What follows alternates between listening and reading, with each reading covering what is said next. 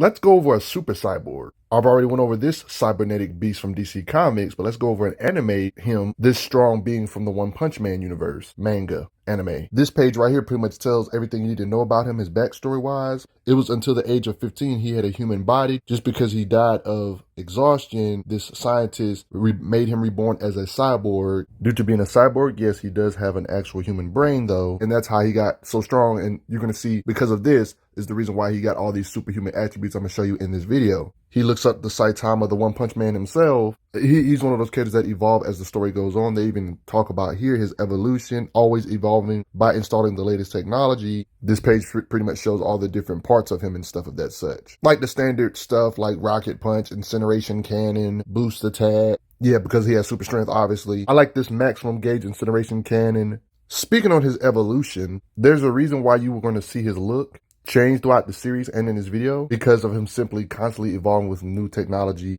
and getting stronger as the series goes on, constantly getting upgrades. Which design for him is your favorite? I mean, yeah, this guy did get some constant upgrades. Like, he has different modes of his cannons that he uses, better versions than others, even better versions of the cannon when he gets upgrades and stuff. And if you think I'm just assuming that he's getting stronger thanks to these evolutions or upgrades, it's literally stated that the upgrade will make him stronger. This particular upgrade, like one of his later upgrades, for example, pretty much said upgrade is reckless. It focuses on a lot of offense, so it's unbalanced. If he fights at full power, he'll surpass the machine's endurance and break, use it as a last resort, high risk, high reward type of thing, because his full power will only last for 10 seconds. I guess when you're as fast as these characters, 10 seconds is plenty of time, I guess. You know what I mean? He has arm blades. Since he's a cyborg being, he does have a power source. This is common robotic type stuff that powers up his gear and stuff of that such. It's because of his core he can use with his different modes that he can produce when it comes to blast to make his blast even greater if he so wishes. Using this in tandem with one another kind of help with his raw power output, which I'm gonna get back to later. And if he absolutely can't win a fight, he can self-destruct. In this particular situation, this was like at the very early part of the series though. He's gotten way stronger since then, so he doesn't have to resort to self-destructing as much. It's actually cool being a cyborg because almost all of his body is mechanical, so even if his arms are blown off, he can be restored quickly as long as he has the parts. I haven't really got on his speed yet in the video, but it's natural. Yeah,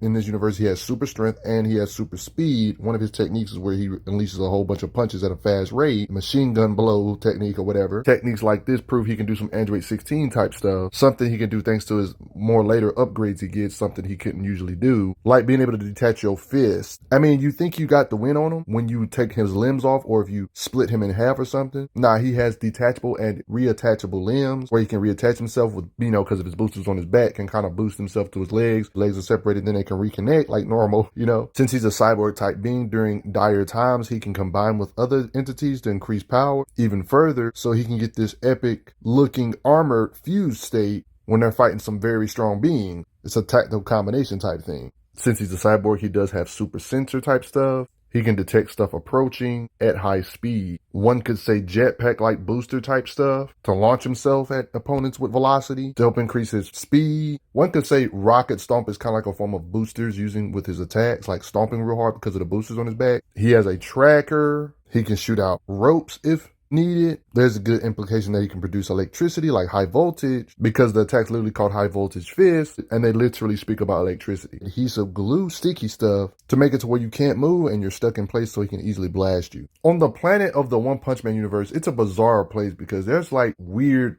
physiological evolutions a human can go through. Like a human can legit just become a monster from mentality and doing weird stuff like this being did, like eating a whole bunch of crabs so he became a crab, or this being right here, for example, taking super soldier serum and looking like the armored titan. In order to combat different threats for the planet, there's like this hero organization that's on the planet of One Punch Man. Genos is this super cyborg that I'm going over in this video is a part of that hero organization. There's different ranks and tiers. Yes, there's a lot of different heroes in the organization that's pretty strong in their own right. When it comes to the class systems, it's pretty clear cut. You got S tier heroes being at the top of the food chain, then under it is A. It's just stuff you would expect, right? And they're pretty clear cut when it comes to the power levels. Like, say if a character in class A has the punching power, destructive power to blow away a building, a class S will be graded automatically. It's kind of clear cut like that in this universe. For the most part, they're usually talking about destructive raw power output. Be how hard they can punch, rather it be how hard they can blast out with just the raw power output. Seems like whatever the A class characters can do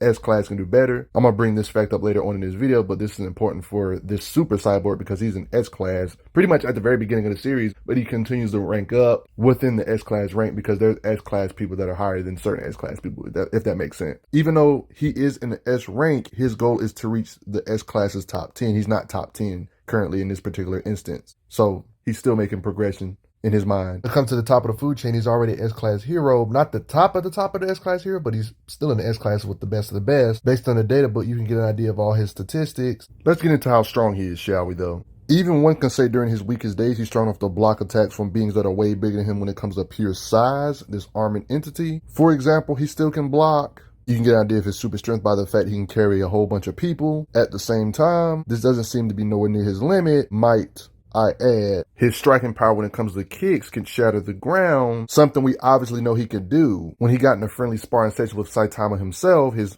master he looks up to, we've seen that he can make some indentions in a mountain with a volley of punches. This is a clear indication of his raw punching power. This is during his early days too, might I add. Even if you're going to say at this point in time he can't punch all the way through it, because this is during the early part of the series, by the way, and he's way stronger now currently. And even back then, there's implications he could delete a mountain if he wanted to with his punches alone, not counting his blast power. I guess if you had your doubts about him being able to mountain shatter during this point in time, I guess technically he would be able to wipe out a mountain or even more with self-destruction, right? Because you would need to evacuate the distance of 5 kilometers to be safe of the radius of the explosion. So I guess that settles that. Thanks to him adding on top of his thrusters, allowing his thrusters to help him be able to kick harder. With this technique known as the jet drive arrow, he was able to kick hard enough to break Elder Centipede's tooth with ridiculous striking power, something that's a dragon level threat, a threat to multiple cities. You guys already know about the threat levels in the One Punch Man universe. You got the demon threat level, which is a threat to a whole city. This super cyborg can do some work against this cyber being with his punches or kicks, just strikes in general, if we're being honest. So even in his weaker days, he still can damage demon level threats, beings that are a threat to a whole city. Giant swords, he can strike and break them with his striking power. Even if beings are this big, for example, even when being stomped on, he can hold it up with his raw physicals. And not only hold it up with just lifting strength, he can punches through this giant foot. You see the size difference, and he just volleys them with a whole bunch of hits. Natural low-tier superhuman strength stuff, like tearing this bullcrap out of the wall. The shockwave of his punches alone can tear up walls as collateral, not even directly hitting it. We've seen his punches actually splatter monsters, especially if he decides to Gatling gun it, like on some machine gun punch type stuff. The funny part is, this is not even the strongest he gets during the series, but in this point in time, it was stated he was as strong as Tank Top Master, somebody that can do 69,000 consecutive squats, somebody that can lift a big chunk of a building, somebody that can rep these huge dumbbells, somebody that can hit so hard, who is also in the S-Class. He can shatter the whole street in the vicinity with his punching power. Saying Genos' strength is anywhere near this guy known as Tank Top Master is impressive, considering Tank Top Master was able to pull up on this super large robot that's got to be thousands of tons. Yeah, look how big it is. This being was able to stop the advancement of this giant thing with his strength, meaning Genos should be able to do this too. He even said, stop. And this particular point in time, he was considered to be just as strong as Tank Top Master, somebody that's also in S-Class. So it does match up with Genos being in S-Class. It's confirmed that he's an S-Class tier being, just like Genos. I would like to mention, for the most part, one can say he's not a glass cannon, because even if he gets his own blast hit back at himself, his body can still withstand it, even though he can damage himself, though. We know he can punch hard, but his blast power seems to be something he specializes in because of his cybernetic stuff. Like how I brought this being up earlier, we've seen him blast the same being, this armored up gorilla being. You remember when you first got introduced to him, basically in the first manga chapters or first episode, this mosquito lady that had a swarm of mosquitoes, his blast could blast them away. And it was like a swarm. I'm talking about so many to where it was they were bigger than buildings. His blast can blast away the side of a canyon, blast away, this building right here called the House of Evolution. He can blast apart. And even a piece of a mountain. I think this is evidence for sure that he could definitely blow away mountains if he felt like it. I think we all believed he could blast away a mountain, right? Or two. I mean, look what he does to the street when he decides to blast. Blasting through buildings is obviously a joke. We've seen him blast through mountains and stuff, right? But just in case you needed more proof, this Hero Association building is ridiculously strong. It can absorb all manner of impact. They even talk about it here. Tanks, missiles are powerless against it, so it lets you know how strong this crap is. But guess what? The super cyborg that we know and love has enough raw power output with punching or blast to blast through this thick, powerful building. You see how thick these walls are? And he can blast, punch through it. The way his gear and cannons are set up, he can do cheap stuff like mess up or melt, you incinerate your internal structures so your body will fall down. It's like a big target for him, if we're being honest. I mean, speaking of mountain shattering stuff, when you see how wide of a radius his blast or incinerated cannons can produce, like in this particular case, it's called the spiral incineration cannon. The blast is crazy to the point it makes, like this big entity, for example, this blast creates an explosion that's bigger than this entity. This has to be bigger than mountains.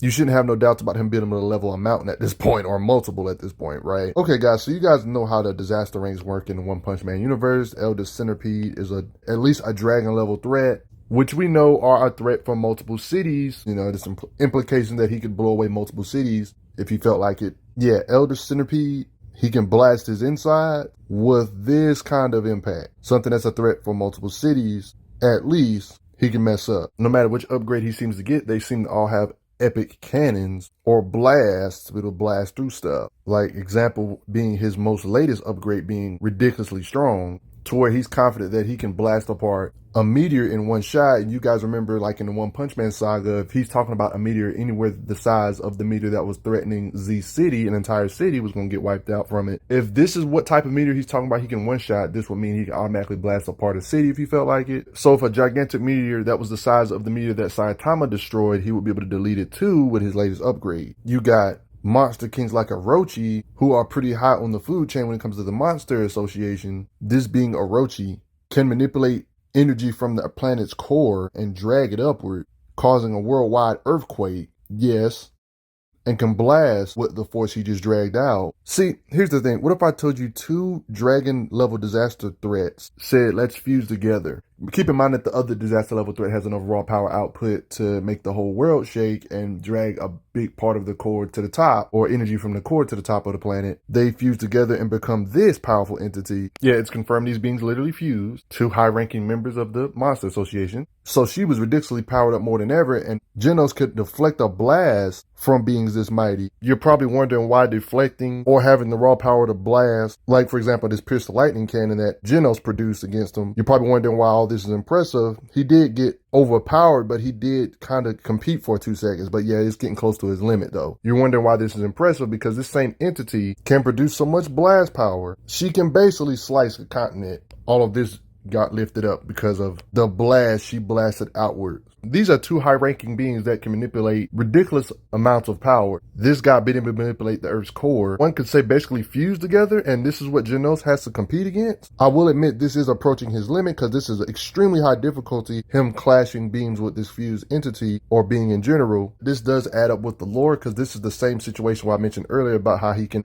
pulverize a meteor with his blast, but yet she can deflect these attacks from him for a very long time, saying he can barely deflect her attack. He even has certain techniques that can blast her attacks apart. The true spiral incineration cannon, for example, has enough raw power to break her beam apart, even though she's surprised. She said, you split up my blast. So beings that can slice up a big chunk of the Earth's crust with certain attacks, he can actually match those blasts, even split those blasts apart, even stated on panel. All of this information just makes him look all that more impressive. So with all this put in consideration, considering he literally matched a blast from a being that can split continents, it would make sense that this version of his blast, at least the true spiral incineration cannon, can slice apart a continent or 2, at the very least with his latest upgrade, having the power to tremble continents, split them in half. Blast can basically obliterate an entire country with a single shot if he can match a being with this kind of raw power. One could say he could split the moon in half if he wanted to, based on how crazy this new technique or cannon blast power is. I want to make something clear. I'm not saying he's necessarily equal to these beings, but he's somewhere in the ballpark, right?